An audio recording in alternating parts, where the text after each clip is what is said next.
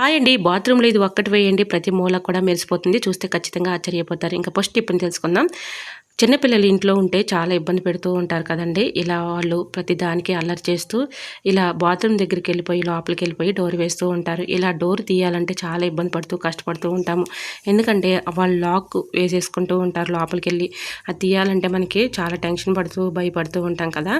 వాళ్ళు లోపలికెళ్ళి లాక్ వేసుకున్నా కూడా ఎటువంటి ప్రాబ్లమ్ లేకుండా ఉండాలంటే ఈ చిన్న ట్రిక్‌ని ట్రై చేయండి. డోర్ పైన ఒక నాప్కిన్ కానీ, టవల్ కానీ వేసేసామనుకోండి, వాళ్ళు మామూలుగా డోర్ వేసుకున్నా కూడా అది లాక్ అవ్వదండి. ఎందుకంటే ఇలా మనం నాప్కిన్ కానీ, టవల్ కానీ వేసాం కాబట్టి ఆ లాక్ అనేది పడదనమాట. ఇలా ట్రై చేయండి. చిన్నపిల్లలు ఎక్కువగా అలర్ట్ చేస్తూ ఉంటారు కాబట్టి వాళ్ళకి తెలియక లోపలికెళ్ళిపోతూ ఉంటారు.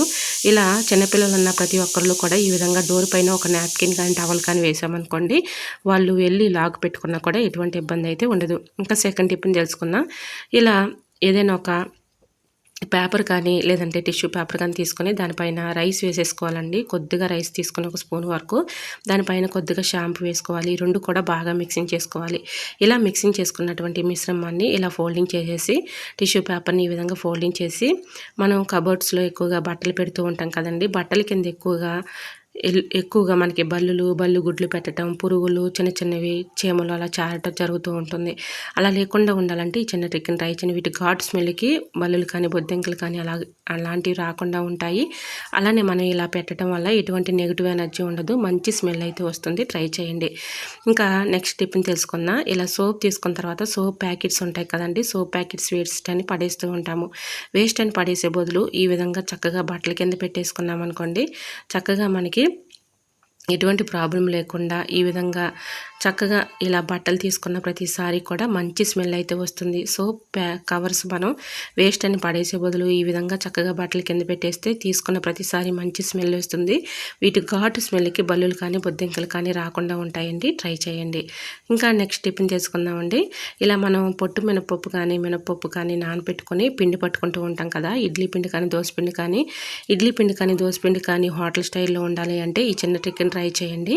ఇలా మనం పొట్టు మినపప్పు అనుకోండి, ఎక్కువగా ఇలా కడిగేటప్పుడు ఎక్కువగా ఆ పొట్టు అనేది సింక్‌లో పడిపోయి సింక్ బ్లాగేజ్ అయిపోతూ ఉంటుంది. అలా కాకుండా ఇలా హోల్స్ ఉన్న గిన్నె పెట్టేసుకొని ఇలా ఉంచామనుకోండి, ఆ పొట్టంతా కూడా ఆ హోల్స్ ఉన్న గిన్నెలోకి పడిపోతుంది. ఎటువంటి ప్రాబ్లం లేకుండా మళ్ళీ మనం తీసుకొని పడేసుకోవచ్చు. ట్రై చేయండి. చాలా చక్కగా వర్క్ అవుతుంది.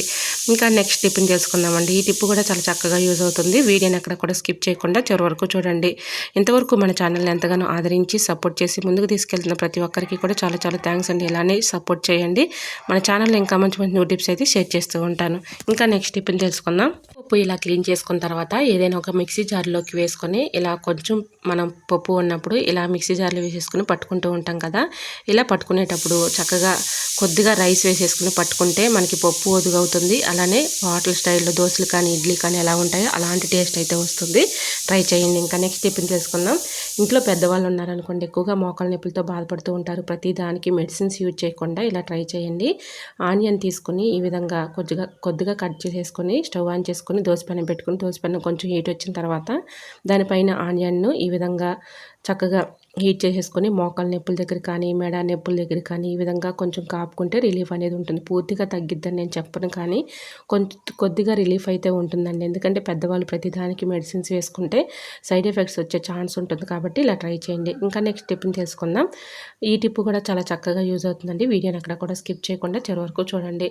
మనం కరివేపాకు తెచ్చుకుంటూ ఉంటాం కదా! కరివేపాకు ఇలాగా మొత్తం దూసుకున్న తర్వాత ఇలాగ క్యారీ బ్యాగ్‌లో పెట్టేసుకొని ఫ్రిడ్జ్‌లో పెడుతూ ఉంటాము. ఇలా క్యారీ బ్యాగ్‌లో పెట్టి ఫ్రిడ్జ్‌లో పెట్టడం వల్ల మనకి లోపల గాలాడక ఆ తేమ తగిలి పురుగు పట్టి మనకి అదంతా కూడా కుళ్ళిపోతూ ఉంటుంది. అలా కాకుండా ఇలా ట్రై చేయండి. కరివేపాకు పాడవకుండా ఎక్కువ రోజులు స్టోర్ ఉండాలంటే ఏదైనా ఒక బాక్స్ తీసుకొని దాని అడుగున టిష్యూ పేపర్ కానీ, న్యూస్ పేపర్ కానీ వేసుకున్న తర్వాత కరివేపాకుని ఇలా పెట్టేసుకొని దానిపైన కొద్దిగా రైస్ వేసుకొని దానిపైన కూడా ఒక పేపర్ పెట్టి మూత పెట్టుకొని ఫ్రిడ్జ్‌లో స్టోర్ చేసుకుంటే ఎన్ని రోజులైనా కూడా కరివేపాకు పాడవకుండా అలానే ఉంటుందండి. ట్రై చేయండి. ఇలా మనం పెట్టుకోవటం వల్ల మనకి ఎప్పుడు కావాలంటే అప్పుడు చక్కగా కర్రీస్‌లోకి యూజ్ చేసుకోవచ్చు. కరివేపాకు కూడా పాడవకుండా ఉంటుంది. మనం ఎక్కువగా అలానే చట్నీల్లోకి యూజ్ చేస్తూ ఉంటాం కదా! కరివేపాకుతో మనకి ఎక్కువ అవసరం ఉంటుంది కాబట్టి ఈ చిన్న ట్రిక్‌ని ట్రై చేయండి. ఇంకా నెక్స్ట్ టిప్‌ని తెలుసుకుందామండి. ఈ టిప్ కూడా చాలా చక్కగా యూజ్ అవుతుంది. సో, బాత్రూమ్ కడగాలంటే ప్రతి ఒక్కరికి కూడా చాలా టాస్క్‌గా ఉంటూ ఉంటుంది. ఇలాగా మూల కూడా చక్కగా మెరిసిపోవాలంటే ఈ చిన్న ట్రిక్ని ట్రై చేయండి.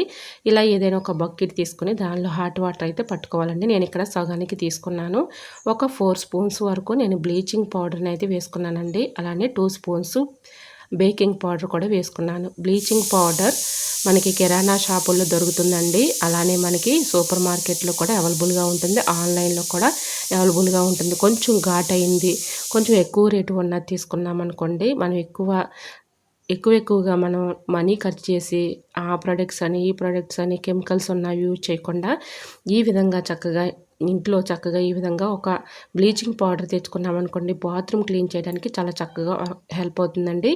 ఇలా బాత్రూమ్ ప్రతి మూల కూడా ఉన్నటువంటి మొండి మరకలు కానీ, పాకుడు కానీ, మనకి తెలియని క్రిములు కానీ, డస్ట్ కానీ, బ్యాక్టీరియా కూడా అన్నీ కూడా తొలగిపోతాయండి. అంత చక్కగా వర్క్ అవుతుంది. ఇలా టైల్స్ మీద ఉన్నటువంటి మొండి మరకలు కానీ, గార పట్టినటువంటి మొండి మరకలు కానీ, అలానే మనకి బకెట్స్ కూడా పాకుడు పట్టేసి డస్ట్ పట్టి చాలా మరి చూడటానికి కూడా అసహ్యంగా కనిపిస్తూ ఉంటాయి. సింకు అలానే హ్యాండ్ వాష్ చేసుకునే సింక్స్ కానీ, ట్యాప్స్ కానీ బాగా మరి డస్ట్ పట్టేసి ఉంటూ ఉంటాయి. వాటిలన్నిటిని కూడా ఈ బ్లీచింగ్ వాటర్తో ఈజీగా క్లీన్ చేసుకోవచ్చండి. ట్యాప్స్కైనా చక్కగా మనకి దానిపైన ఉన్నటువంటి డస్ట్ కానీ, పాకుడు కానీ అంతా కూడా క్లీన్ అయిపోతుంది.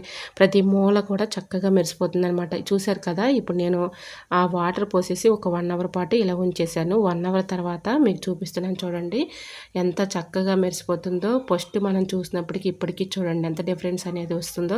సో ట్రై చేయండి, చాలా చక్కగా వర్క్ అవుతుంది. 100% వర్క్ అవుతుందండి. నిజంగా చెప్తున్నానండి, చాలా చక్కగా వర్క్ అవుతుంది. బ్లీచింగ్ పౌడర్ ఒక్కటి చాలండి. ఇలా ఒక 1 అవర్ పాటు నానబెట్టేసి తర్వాత ఇలా క్లీన్ చేసుకుంటే చక్కగా క్లీన్ అయిపోతుంది. చూస్తున్నారు కదా, మీరే నమ్మలేనంతగా ఇంత చక్కగా క్లీన్ అయిపోయింది. ట్రై చేయండి. మరి ఈ వీడియో నచ్చితే ప్లీజ్ అండి చూస్తూ ఉండగానే ఛానల్ లైక్ చేసి మన ఛానల్ని ఫాలో అవ్వండి. Thanks for watching.